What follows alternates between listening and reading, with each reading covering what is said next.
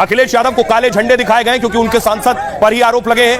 अखिलेश पहुंचे तो लोग झंडे दिखा रहे थे, विरोध कर रहे थे। अब देखिए राजा भैया ने भी इस प्रदर्शन को सपोर्ट कर दिया है। राजा भैया कह रहे हैं, राजा भैया ने राणा सांगा के अपमान पर कहा है, राणा सांगा इस धरती के महान वीर थे, उनका अपमान किसी कीमत पर बर्दाश्त नहीं करेंगे। करणी सेना को राजा भैया का समर्थन मिला, राजा भैया के समर्थक भी आगरा पहुंचेंगे। राजा भैया की पार्टी जनसत्ता दल ने कार्यकर्ताओं से आह्वान किया है कि करणी सेना के कार्यक्रम में कार्यकर्ताओं को पहुंचना है।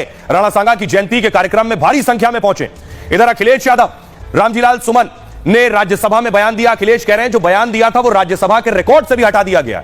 बयान हटने के बाद बात खत्म हो जाती है, बात का पतंगड़ बनाया जा रहा है। बीजेपी सरकार का रवैया तानाशाही वाला है। इतिहास अगर हमको नुकसान पहुंचाता है तो इतिहास को इतिहास ही रहना चाहिए। सरकार के इशारे पर किसी को दोषी बनाया जा रहा है। सुनिए क्या कुछ कह रहे हैं राजा भैया और अखिलेश यादव।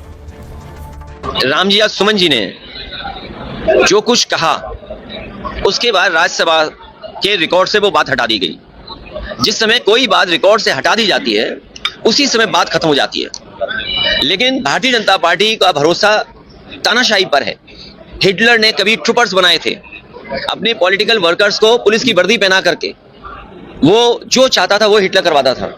ये जो सेनाएं दिखाई दे रही हैं ये मुख्यमंत्री जी के इशारे पर सेनाएं हैं, और ये जो कुछ हो रहा है ये सब कुछ सरकार के इशारे पर हो रहा है। देश के महापुरुषों के विषय में इस तरह के उद्गार और विशेषता जिन्होंने अपना रक्त देकर के राष्ट्र की, धर्म की और संस्कृति की रक्षा करी है, राणा सांगा, जिनके वीरता के और बलिदान के किस्से हम लोग बचपन से सुनते आए हैं।